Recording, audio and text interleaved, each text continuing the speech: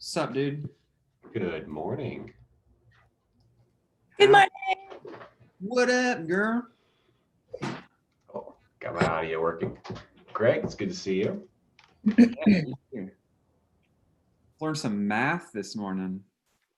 Actually, that stuff gets me fired up whenever people think of innovative ways to teach relevant subjects to kids that will improve their quality of life, like as a foundational sort of knowledge. That's like, it's awesome because think about how we were taught math. It was all backwards, right? Like we start with like 1 + 1 = 2. It's like, well, why the fuck does 1 + 1 = 2? Like, why are we taught just like this sterilized, upside down way of thinking? Why don't we start with like, if you throw this rock over here, you got 2 rocks over here. And it's like, okay, I'm starting to realize why math is relevant to the physical world. And then kids will like care more. Oh, yeah. Yeah, the It's relevancy, that's exactly it. That's such a challenge.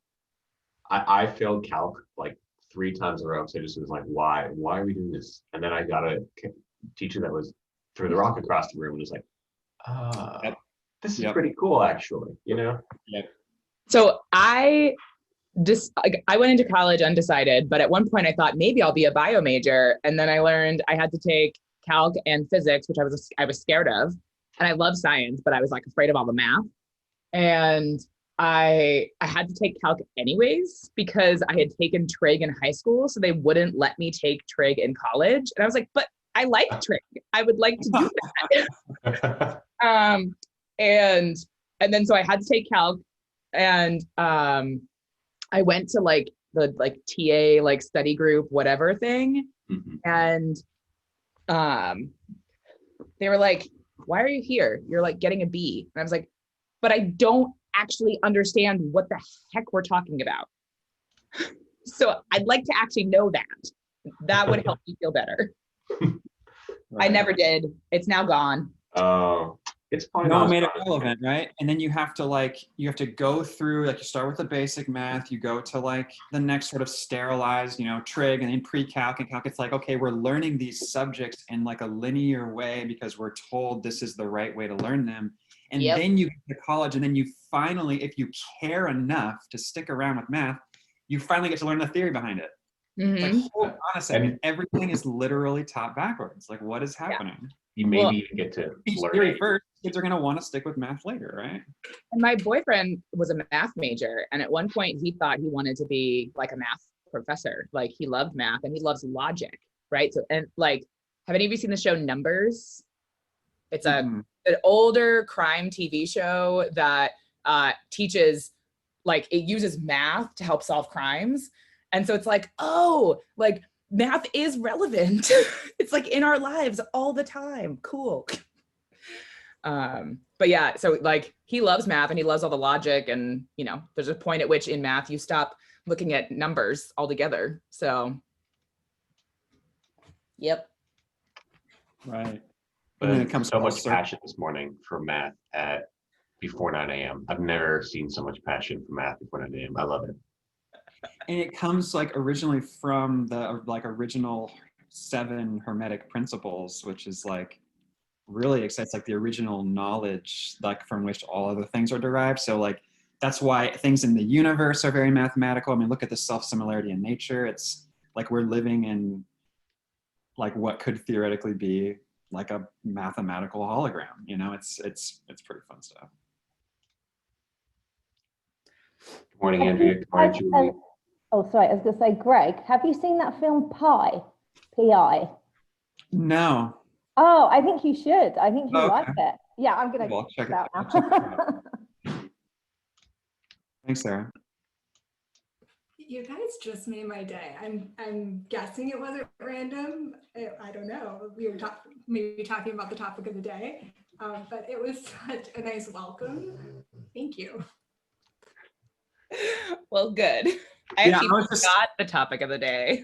Well, I was looking through the email and I was like, who's presenting today? And then like, oh, like a new way of teaching kids math. That sounds really exciting. So. Yeah.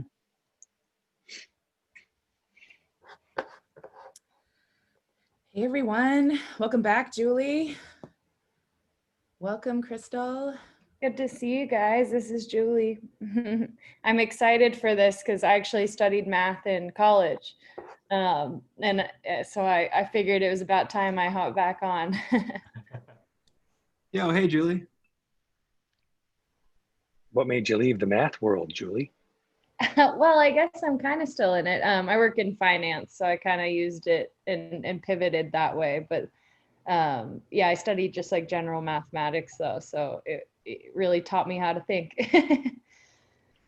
Were you one of those people that always had the math passion like young as a kid, or did you have to like, find it? Oh no. I think it was like my engineer father who like pushed me and to do it, but then it started out like that and then I fell in love with it. So I appreciated the push. Andrea's gonna have a good ripe audience today. Like a focus group I never intended. Just listening in on your conversations. It's been We're just waiting for our 2 math doctors to come in, and then we've got a couple math professors coming in. I have taught calculus Well, there you go. We do have. and mathematical methods for physics. Yeah, physics does involve some math, doesn't it? A bit. Even chemistry, right? I was computational in quantum mechanics, so yes, I did a lot of calculations. Way too much. Made my students go crazy. I was told I was not good at math, even though I was doing algebra when I was like 8 years old. But then school told me that I was like a ready, learnery, like language person, and that I wasn't good at math. So then I was like, oh, you're right, I'm not. So now I speak Spanish and Japanese and can't do any math. Well, and at least in the US, I'm sure it's true other places, like there's a bias against women in math and women in science. So yeah, true story. My sister, when she was in 5th grade, did very well on a math test, and the teacher said, hey honey, that's great, but you'll never have to use this. Women don't do this. Oh, that's what her teacher said to her in 5th grade. So she just said, oh, okay, I don't need to know that. She took that very seriously. You know, this is the early 70s when this happened. So she took that very seriously and just said, okay, well, I never looked into it again. And on the other hand, even though I didn't do as well, I was encouraged to get better at math. Oh, I think it still goes on today. Like I was super good at math. I was awful at reading. And actually my husband's the opposite, but my husband's the engineer and I'm the marketing person. And anytime I have copy to write, I'm always like, you do this better. And he's always like, when tips need to be figured out, he's like, you do the math. And I mean, tips are like super easy. And I'm like, come on, you're like supposed to like be an engineer. Like Sometimes the engineer goes too many decimal places when it comes to tips, and that's where the confusion comes. Maybe that's it. Precision. Yes. A little interesting factoid when I was looking at data for Washington for today. In 8th grade, girls and boys, it's one of the only few states in the country, are exactly equal to the exact number on performance. wow. Where is it? What is it like elsewhere, or like in your state? Just for reference. There is, like, I'll show you the graph. I mean, there is variation. Yeah, and it depends on the states. So I haven't looked at the Deep South yet. I'm interested. Now, I'm going to look after today. That's where I taught, was in the Deep South. Georgia. Did you notice anything between the genders in Georgia? In terms of who took my physical chemistry 2 class, it was predominantly male. I'd say 80% over the course of 20 years was males who took PChem 2, which was the one that required differential equations. On par, yeah, I'd expect. Yeah. I'm such a nerd that I really love organic chemistry. Mostly because I really like the naming of like molecules. That is what is so cool to me. I'm like, yes, this makes sense. It's a whole other like language. It is systematic. Yeah. And the shapes. I was really into the geometry of molecules and how they come together. It's like, oh yeah, that's totally cool. But you can't take that unless you take an inorganic first. I take that Gen Chem first. That's right. The organic chemistry lab I think I just had a really crummy teacher. And he was also my teacher for the series before that. And that was like the final straw. I was like, I'm done. I'm done. Yeah. And I just, that was it. It makes a difference. Yeah, we have a 8th grader at home. And one of the things I've learned when she says, I hate math, is not say anything. Apparently, most American parents, they say, don't worry, dear, I hated it too, right? It's gonna pass. Jolene, that was a I'm not pushing her response in there. math. You know, she's good at it, I know, but just shut up and not say anything. I'm surprised at how many people I see posting and like, well, you're never going to use algebra. And I'm like, no, you do all the time. Word is math, yeah. And it is such a shame that people have this kind of relationship of like, oh, I hated it too. Don't worry, like stumble through it. I think it's very American. It's very American. It's very. You think so? Yeah, it's very confounding to me because I came 30 years ago or whatever, working in the Valley here, and increasingly we keep importing people who know math from elsewhere, and my own kids don't want to go into it, right? So it's kind of strange. But I think. Do you think it's how? Well, I'm actually curious, and actually maybe I don't know if you'll touch on this or not, but this whole Common Core and how it's taught now, I'm so curious how we teach it versus how other countries teach it. No, I think it's social value. Hollywood makes somebody who knows math look a little bit off, right? Not so, no social graces and things like that. So I have a friend who had 8 nieces and nephews graduate in America. Not one of them went to the sciences of math, and they're from India, and parents are advanced degrees. If they had been in India, all 8 would have gone into math and sciences, all 8. 100%, right? We know that for sure. It's 0 here, right? Social Same norms. kids, same parents. So admittedly, I've only seen one Bollywood film, but I remember a lot of dancing, a lot of singing. I don't remember how they portrayed mathematicians or scientists. Well, I don't know if popular culture does anything. It's the societal pressures to freaking survive. Does it? You know, you actually marry a better person if you're good in math and science because you get a better job. So there's a lot of social stake in there. People respect you more, right? If you're an engineer, you're respected heavily. Of course, in the Valley now it's that way too, but that's been there forever. I think that's also a little bit true, possibly not as much in the UK. You know, we have really hold up people like Isambard Kingdom Brunel. We know we have lots of sort of heroes who are scientists or mathematicians. Actually, quite a lot of it comes from the Second World War and all the cracking the Enigma code stuff and all of that. So it may not be quite to the same level, but I definitely noticed it's more than it is here in the US since I moved here. Yeah, I think we take it for granted just because we've had a good run with science and technology. You know, NASA and the Eastern European scientists come over and launch the space program. America's gotten a huge free deal over the years. We've raised reporting all this talent, so you can think you can take it for granted and piss it away, right? Maybe that's what, So that's how we're raised, right? To consume. We are built to be consumers, starting from kindergarten all the way on up through college. It's how to apply skills in the real world, meaning to maximize your income so you can buy more stuff. So like, if you don't know math, buy something that solves the math for you. Buy a calculator. Pay somebody to do your math for you, to do your taxes. Have your husband do your, whatever receipt. It's interesting that you're saying that, Greg.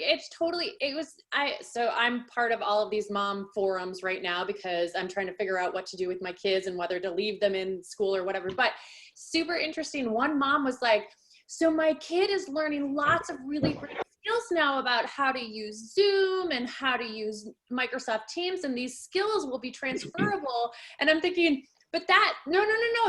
School is not for skills to go work in the workplace to become consumers. School's supposed to be about teaching kids how to think. And and I was like, wow, like there is this, and I always feel like I'm the awkward one who's somehow not in with everybody else's mindset. I'm always like the kind of awkward person of like, no, Jolene, it is about skills. And I'm like, I don't know about that. But so you're so right, Greg. Like it's just to build consumers to go into the workplace, or workers to go into the workplace to become consumers. And I'm like, anyways. And then I'll say one more thing on that, but I love that you picked up on that. And I was in the grocery store the other day. This all fits into it. I started, so my wife and I have been eating a lot cleaner and healthier lately. And so I've just been naturally staying like on the perimeter of the grocery store. And I realized like, why is it that I'm staying on the perimeter of the grocery store? It's because all down these aisles, all the processed stuff is the stuff that makes me sick, that makes me unhealthy, that causes chronic illness. Yeah. And then guess what's installed right in the middle of the goddamn grocery store? A pharmacy. And so it's like a big joke. And it's just like you go here for your poison and your medicine, and then we keep you alive long enough to squeeze whatever we can out of you. Good morning. Good morning to everyone. I hope that was a really wonderful dissertation, a collected dissertation. It was great. Haven't had this much energy in the morning in a while. Thank you everyone for being here. Well, now that you are here, please make sure you have your TI-84 and your coffee, and that you have everything you need to go through a wonderful 1 Million Cups presentation this morning. Like us on Facebook if you still have Facebook and you love that. Instagram, we're there too. There is a wonderful weekly email newsletter that goes out that Eric makes for us. Thanks, Zaki. And otherwise, we'll see you here every Wednesday at 9 a.m. We're going to talk about ideas, sharing them, becoming entrepreneurs, staying entrepreneurs. We're going to offer help, ask for help, build a community about our love for math today, supporting each other, and while drinking coffee. Who's got coffee? Anyone? Great. I don't have coffee this morning, sorry. So what differentiates 1 Million Cups from other events? Well, we are here for presentations. We're not here necessarily to pitch anything. We're not pitching to investors. We're presenting to the community of people to learn ideas. We're here to connect to people. And this is just run by the community. So there's a couple volunteers that do this. I'm one of those volunteers, and we make it happen every week without any expectations other than sharing ideas. And we're radically and intentionally inclusive. We're trying to lower that barrier for anyone that might think they're not an entrepreneur, just like lots of people think they might not be into math, even though they definitely could be or would be. So many math connections today, Andrea. You must be so pumped. The 1 Million Cups nations, this isn't just a Seattle thing. This is across the whole country. Alaska, all the way to Florida, and so on.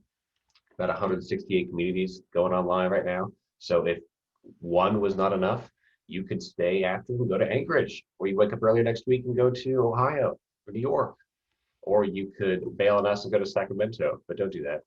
Thank you. We're here to do education, presentations, and connections. This is something that we're kind of like focused on in 2020. These are our 3 words. So most of everything we do circles around these words: education, presentations, and connections. We've had at least 8,000 entrepreneurs share their stories and ideas at 1 Million Cups since the inception.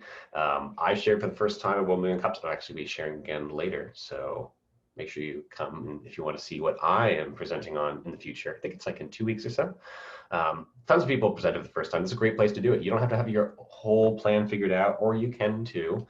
You just have to be here willing to ask for help. So do you have all the answers and feel like you know exactly what you're doing? Perfect. Make sure you share them with us, because we don't all know that. And if you don't, then you are in good company, because we're all starting kind of stumbling through this together. Like this beautiful slide just said. Thank you, slide. So a big special thanks to our community sponsors. A Small Studio is hosting our meetup page, which does cost a little bit of money, and Seattle Strong provides free coffee at our events, which have not happened in person since March, I believe. I don't know. Is the year over already? Who knows? So we'll get back to that eventually. I'm sure we will, and there will be lovely coffee waiting for us. So these are the community sponsors we talked about before. It's me, Victor, Katie, and Eric. They're all here today, bright and shiny faces, smiling, ready to rock out. But you know, we could have a couple more. So that's what the We Need You is here for. So if you have any interest potentially, you can leave a comment in the chats, reach out to one of us, or send smoke signals. Just not today, because it's a little smoky here today with those wildfires coming in. Did anyone see that? That's crazy. It's more like campfires. So what to expect today? Well, we're gonna have coffee and conversation. We did that already. We knocked that out of the park. Big old check mark on that one for this morning. And then we're gonna have a 6-minute entrepreneur presentation. After that, we're gonna start to brainstorm interesting ideas. And as you're listening to the presentation, make sure you're thinking about or writing down your ideas, or thinking of what you'd ask, even if you don't want to ask right now, because part of having engaging conversation is thinking about what you'd ask someone to maybe help them or derive more information. So think of the Q&A as a very active part of this. And then we're going to have a little breakout session afterwards where we can connect more like a 2 to 3 person level and chat about whatever makes sense at the moment, dive deeper on a subject, etc.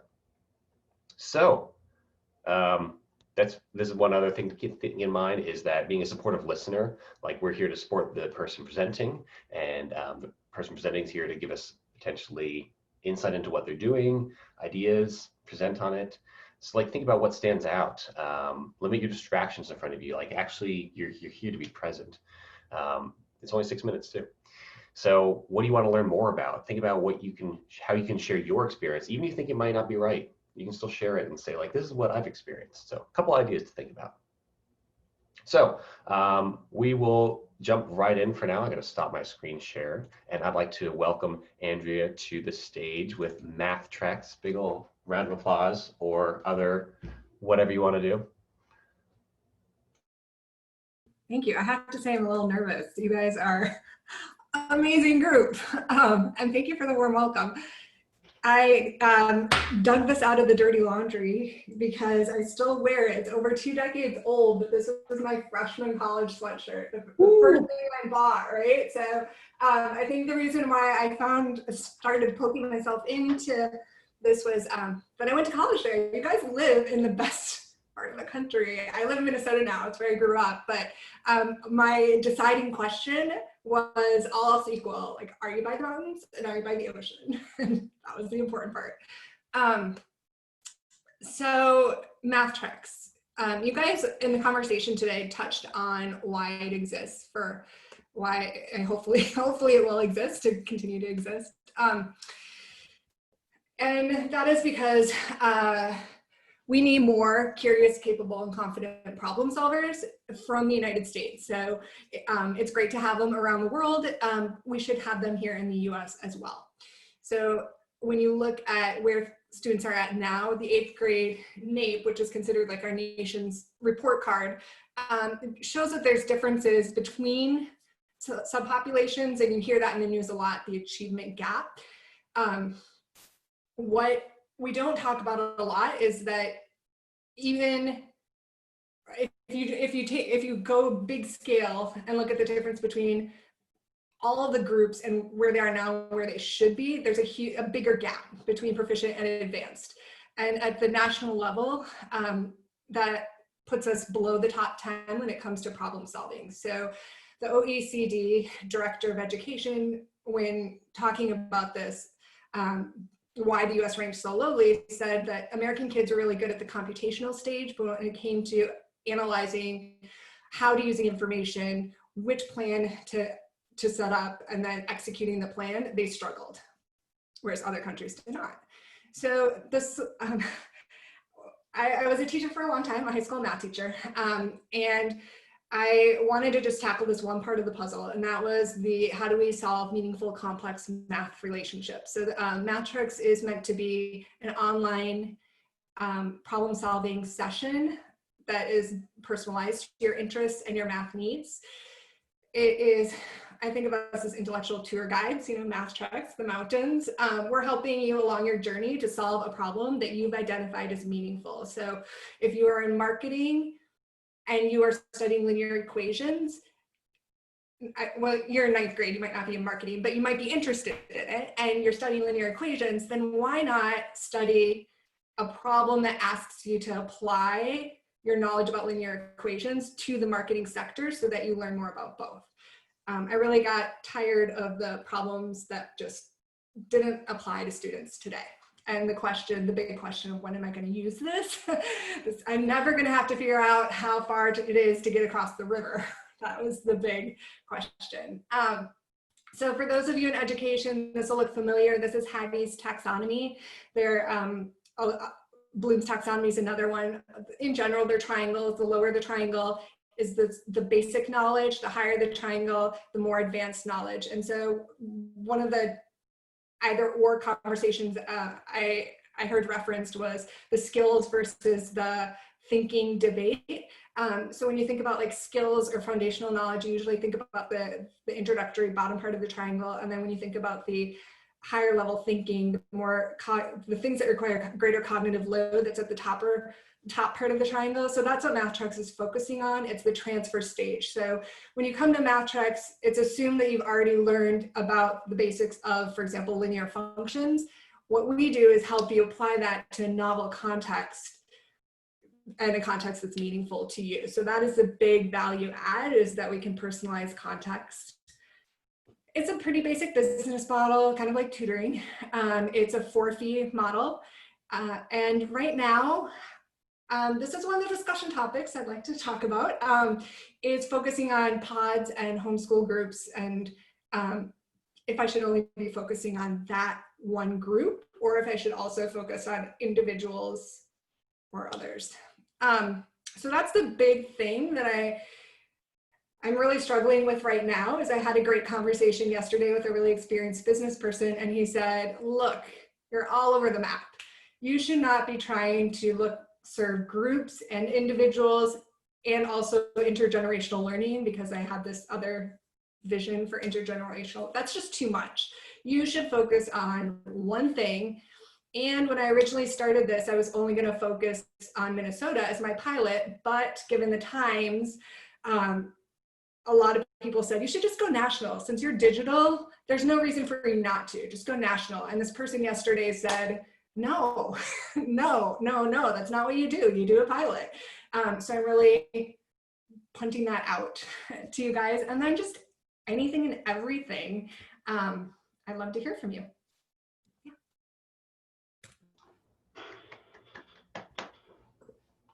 And now I'm going to try and get it back to Leaf. Yeah, that's going to be me. Give me one moment. I've got to also figure this out. Hey, that was a little seamless.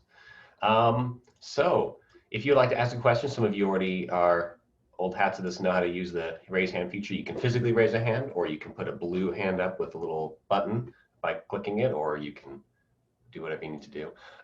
So many questions here. We're going to really quick hit up people that have to physically raise their hand. So, oh wait, Greg figured it out. So we'll go in order. Katie had her hand up first. So many questions. Yay. Hey, Andrea. I am so glad that you are trying to tackle this challenge. And also as a learning professional, focusing on how do we actually apply this, like using that as the teaching tool. I completely agree, is a super strong thing. I'm curious though, because you mentioned like customization, right? And so I'm curious, like how much like content do you feel like you'd have to already have? Like is it like you'd have to already have this content developed, or are you thinking that you would kind of live develop it based on maybe your cohort or your individual clients, or like what's your process for that? Because I could see it being a ton of content. Yeah, that is a really good question. It's the latter. So, I mean, without going into the weeds, the idea is that the curriculum we have today, the math problems in particular, the applied math problems, are leaving a lot on the table, and they're not letting students explore the problems of tomorrow starting today. They're not giving them exposure meaningfully. So the idea was, instead of doing the traditional thing in education of creating all those problems, then trying to sell them to a district and then having the teachers implement them, just asking the kids now as customers, and over time, it'd be a huge front lift, but over time, 2 years, 3 years, maybe, there would be enough problems that there could be a recommender system, kind of like Amazon, and it could be maybe free or something, I don't know, but you're right. It's one of the reasons why it is so costly, is because the content is custom created per student. Right. So just a quick little follow-up comment then, that like, as you're talking through your presentation, I would encourage you to like figure out how you could articulate that or display the notion of like, we have to be giving them the opportunity to solve the problems of tomorrow, like in a tangible way. So that way people know, like when you just say custom, like they may question like your expertise of like, but do you actually know what you're talking about? Like, I think seeing an example, even if it's like the most basic example, that might help people to realize like, oh, wow, this is how it could be changed from this to like ABC. It could be any of these three depending on what kid I've got in front of me. That's really good. Thank you. You're welcome. Oh, but the space bar thing's working wonderful. All right, I think we've had Sarah next. So you said that your big challenge or the challenges you're trying to figure out they seem they're quite related to where you put your focus, which is something that I find very challenging as well. So I really related to that. And I wondered what are the pros and cons of these different things? You know, what are the pros and cons of going national and local? What are the pros and cons of doing it in a pod compared to an individual? And, you know, one of the things that also jumped out at me sort of thinking about that you didn't mention was where your competition sits, because I think that could influence, you know, some of that as well. So yeah, that was kind of my two things. I suppose I was just thinking, have you like followed any clear decision-making techniques for working out those things? And secondly, have you considered who your competition are and how they might influence that? Yeah, those are really good questions. Yeah, I think that was I left the conversation yesterday feeling frustrated because I had done that thinking, Okay, right. which was really good. And I think his frame of mind is he was using the lean startup model, and I don't know as much about that as I should. But that made me question, because it made sense, the pros and the cons. Like, the pandemic era is really unique. Right now, there are a lot of people that are in a pinch point with this whole question about pods, and the small groups make sense. It's the most profitable one of the services that I offer, but it's also the best learning experience because there's peer-to-peer interaction. So it was a win-win, and it's the cheapest per student. So altogether, that made sense. But that is a really good. And then in terms of the competition, the two big competitors are, if you know, the Art of Problem Solving or the Russian School of Mathematics. There are a lot of tutoring, and there's Mathnasium, and there are other things, but those tend to focus on not as much on the advanced problem solving as the other two competitors. So they're going after a different market though. They're going after the high achievers for the most part that are looking to get into international math competitions. They're awesome programs, by the way. I love them. So if you know people, I highly recommend both of those. They're amazing. I'm going after everybody could use it, but right now I think the person who needs it the most is that disenfranchised high schooler that's asking, why the heck do I have to take this math class beyond getting a good SAT score and getting into the college of my choice? Like, the idea behind it is it's meant to be a, I don't mention it too much because it just goes so off topic, but it's meant to be a way of doing college to career thinking. And Eric, I know you're in this space, but the idea right now is we have these really comprehensive programs that are doing awesome things.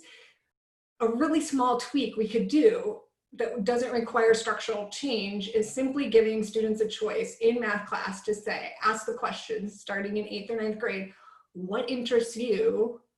Let's do a math problem about that. And then over time, through revealed preferences, by the time you get to 10th or 11th grade, it's like, hey, you've always been asking to do problems that are about apple trees. Have you ever thought about going into forestry, or, you know, like using that as a way to think about your post-college career options? Because right now, I think a lot of times people get to college undecided, and we need to start thinking about the idea that there's more to college than just the academic skill set. It's also the self-awareness and the vision one has. But that's what's so big that I don't So with that, it sounds like your customer is the disenfranchised student.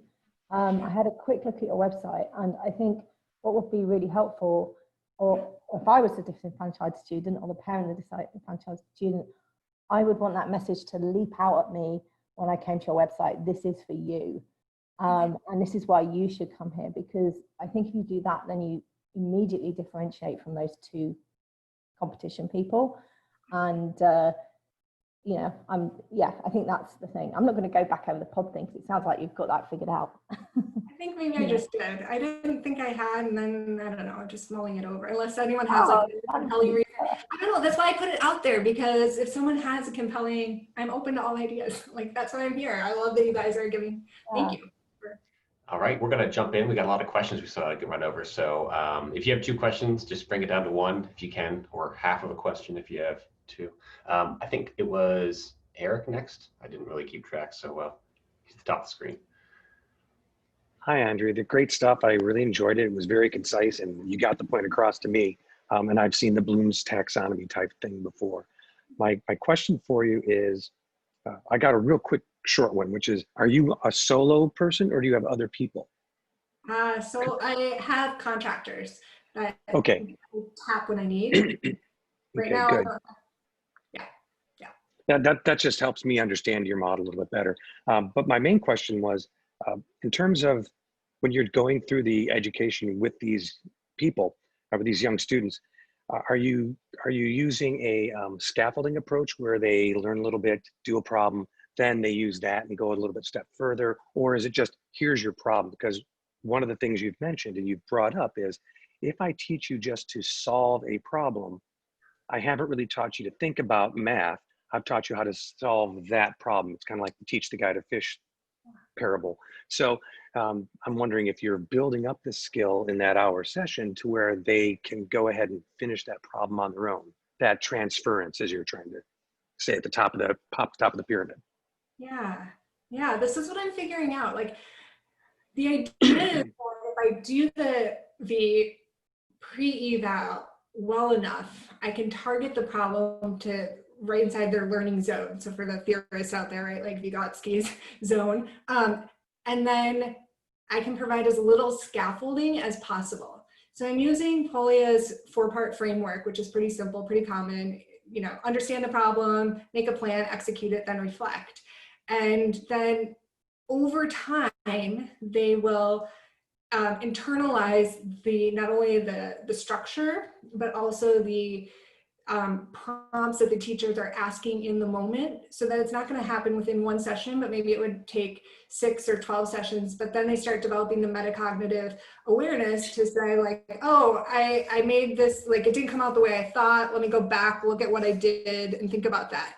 So for some students, maybe I don't target the problem exactly where I thought they would be, but one of the problem solving solutions is that you solve a similar problem that's just a little bit simpler. Maybe the numbers are integers instead of decimals, whatever it is. But the goal is that at the end, they can say, I did solve a problem that was challenging to me, which, as you know, in the education space is actually, it's a little bit unconventional, because so much of educators say you should focus only on process, but I disagree. I think that it's important that they have a small win and that they can walk away from every session and say, I solved a problem, and this was, like, this is what I did, and this is how I got there. Maybe it wasn't what I intended, but it was a good problem. I don't know. Okay. Yeah. Thank you. What are your thoughts? I don't know. Just quickly, that works. That definitely works.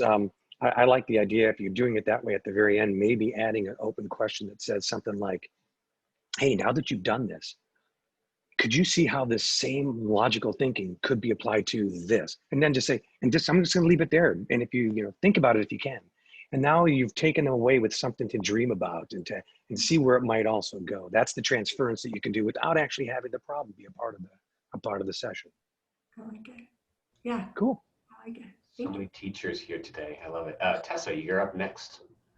I'm also like jumping on my skin to say something, or ask a question, because it kind of goes off that, like playing into the whole, what you're trying to achieve with the, oh my gosh, I can't see you. Where are you? There you are, Andrea.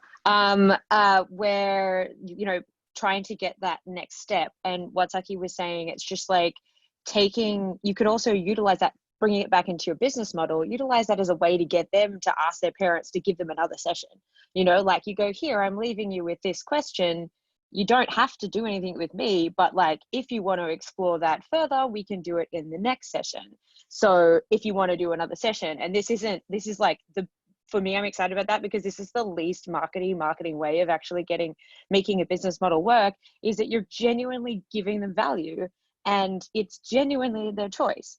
So like, that was just a side note about a way to kind of utilize that to, like, you know, empower your business model a little more, because you can get as many individual sessions as you like, but what's better than helping one, like a same student over and over and creating a relationship with them.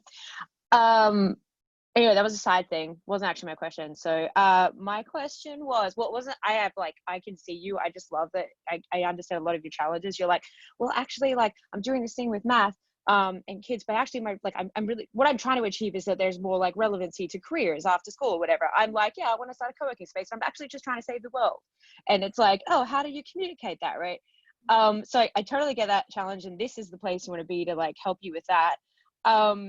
My question actually is kind of like more in the, I have so many, but how do you customize to, like, what's the process for customizing it? I just want to understand, like, what experience is for the customer. Do they go, oh yeah, what's the experience for the customer? Do they, like, you find the target market that you're after, they come to you and you say, is there like a process of getting them to put in like information first, or is that included in the session? Or like, do you do like a pre-survey, then you create the questions, and then like, how much is that built into your price, etc.? Yeah. You know what I'm saying? Yeah, good question. That's the labor intensive part. Like, they do the survey, but right now I'm keeping it general. And what I've found is that it's, I don't know how to do the trade-off. Like, so the question right now is, what are your math goals? What are for your child in the session? And what is the personal interest you would like to have the session address? And it's an online survey in the booking form. And the question is, or the responses tend to be from the parents, like, he's in Algebra 1 and he likes Jimi Hendrix. And like, okay, well, I can start there, but I am struggling with how to get super specific. I've asked like, what was the topic of their last test or something, but I think this is one of the challenges. And again, putting it out there to any educators, like anyone actually, how do you quickly get up to speed with where students' skill set is at if you're not their primary instructor or teacher? It's a purely supplemental experience. I've thought about using IXL and saying, like, if you're taking IXL, what are you working on right now? Or like, if you're in Khan Academy, send me a link of the last video that you watched or something. But I'm struggling with it. Because right now it's an iterative, like, okay, so you said this, would this feel good? Okay, so then I'm going to do this, like, and so far the families are really nice because they're just like super, I mean, they're first adopters and they're just very easygoing families. But I know that that's not always going to be the case. I see Katie's hand up. Yeah, I mean, my quick feedback to you would be that you like build that into your process. That like your first session is all about getting to know you, what you know already, where you're starting from, and like starting to build that relationship, especially if you're doing like one-on-one learning, right? And then, and then from there, and you could develop for yourself your own kind of little chart, like whether that's a rubric or something where it's like, okay, they're in 8th grade, so they should be learning these things, etc. And then you can kind of just like check boxes for yourself, and like you kind of make yourself like a little pre-assessment. Thank you. It's almost an interview, if I can interject. Again, I was going to say the same thing. You're interviewing them in the first time, and if you ask the right kind of questions, you're going to build an amazing amount of trust with that child, and that's more important than the parents. The child will trust you and go, Mom, I believe this person really cares for me. Or they may not say that, but they may think it. So I love that idea, Katie. So yeah, I would build on that. Use your interaction, your personal interaction as a way to build trust and learn. Thank you. And one little more thing, I think I might not be totally clear on like how you're running them, if they're like individual, like I think you were saying, do I do groups or not?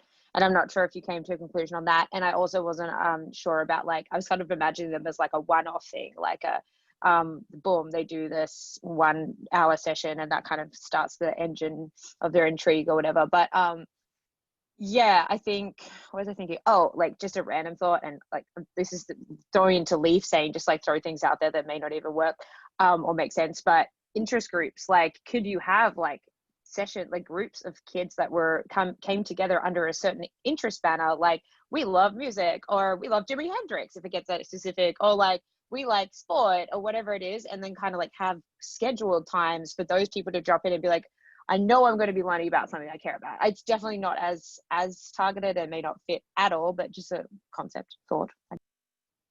It's a good one. I thought, like, I'm gonna punt off that and put it back to the group. If for those of you who know about OutSchool, I thought about the idea of just offering that through OutSchool because they already have such a large user base. Thoughts? Yeah. So okay. Can I hop in? You can go.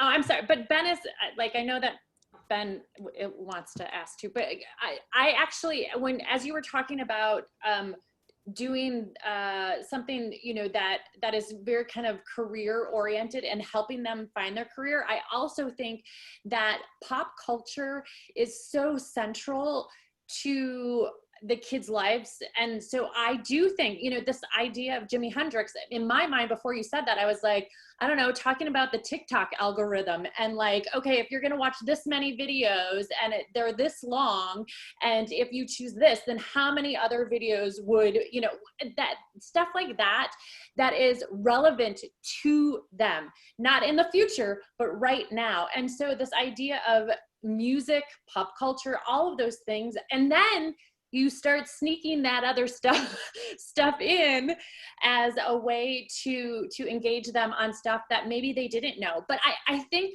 sometimes, and because you know, my world is marketing, but I worked in experiential marketing for a long time, and it was all math, because it's all about area, it's all about figuring out the water pressure, it's figuring out, you know, all of these things that like are not straightforward of like, I'm in marketing, I'm using math, but it was, you know, this kind of sneaky way of me getting to actually use the math that I loved. But I think, so I guess my comment is to think about things outside of the engineering world and the, you know, these kind of, yes, we know those things go that way, but you're gonna have all of these people who that's not what their interest is right now, because it's not clicking with them. But I love the idea of the how is this applicable? Like, I'm never going to use this.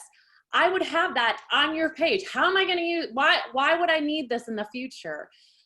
And say, you know, you're asking that question, let me answer that for you, which I think, and I also think that your business person that you talked to yesterday is right on.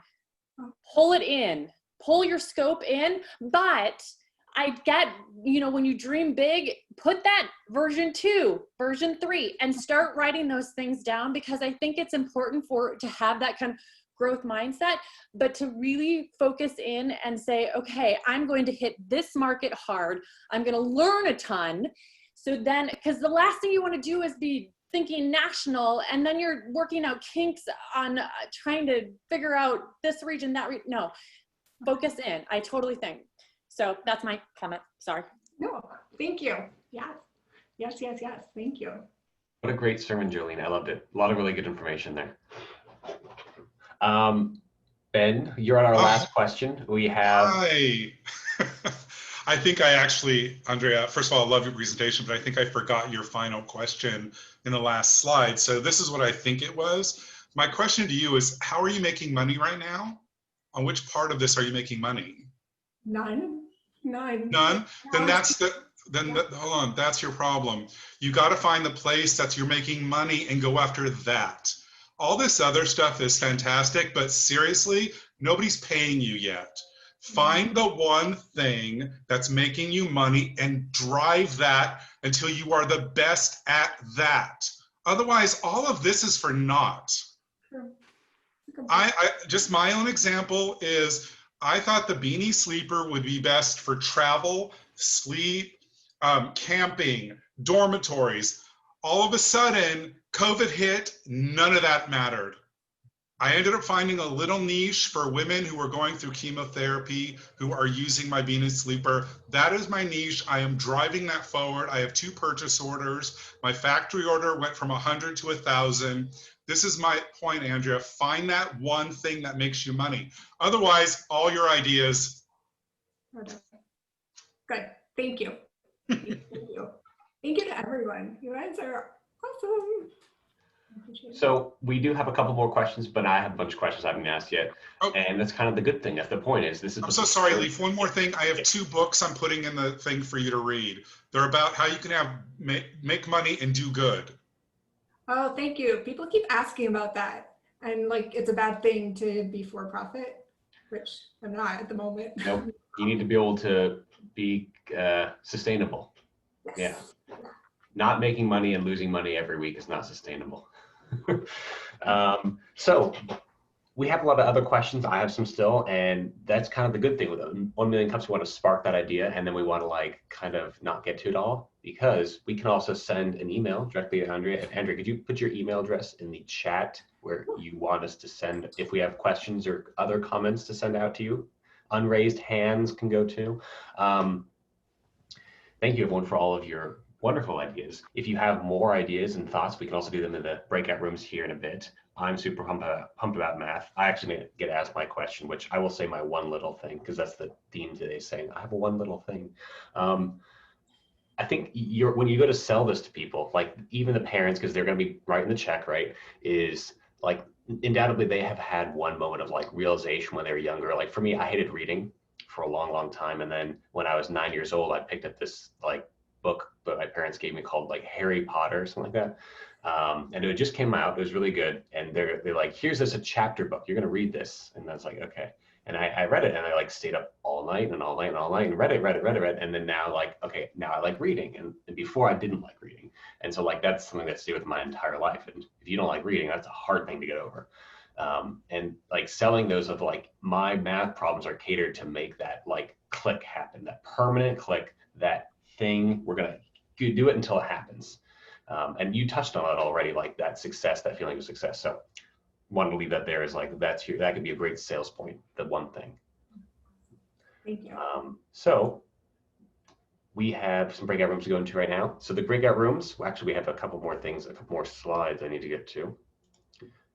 Hold on, please. So first of all, big round of applause. Thank you, Andrea, for coming all the way over here, traveling the big distance across the country to come hang out with us this morning.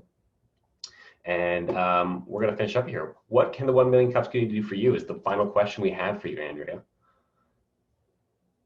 Oh, yeah, sorry, this was poorly. I'm lying to you. You've already done so much. I mean, what is the one thing? You guys have done so much. Thank you. And just as a background, I'm from Minnesota, and I came to 1 Million Cups because I, years ago, went to a conference in Kansas City at their headquarters. And then I decided when I started this, I should go to 1 Million Cups. And so the idea that I could bop to Seattle and meet you all in this great community, I think really just speaks to the community across the country. It's amazing. So thank you. Wonderful to hear. Well, we will continue to send out feedback when we have it.